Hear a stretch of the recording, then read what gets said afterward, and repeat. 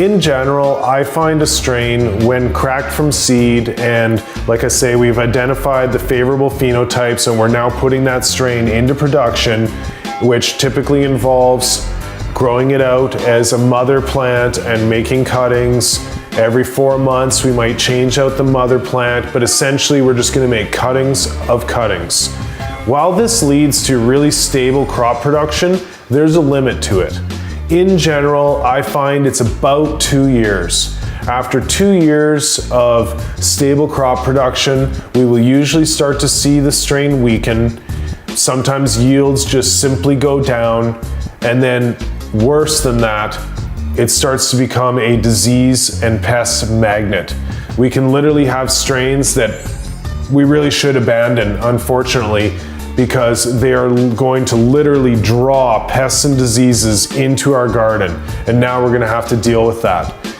When we have a strain that is weakened, if we're not able to somehow rejuvenate it with a proper breeding, really the only thing we can do is tissue culture, which is pretty challenging.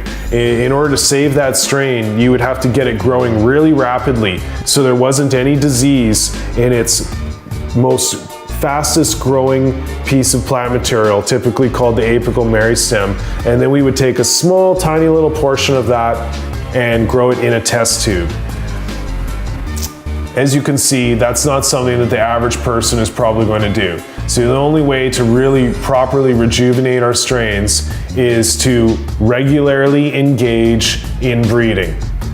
If we have a particular strain that we really want to keep and we want it to be the same, we can actually do a breeding technique called cubing, where we take a suitable male and we breed it into that female, and then we take the offspring from that, take a male from that offspring, breed it back into the same female, and after doing this 4 times, the plant material is so predominantly female in its genetic makeup that we have a plant similar to the original female that we were trying to preserve.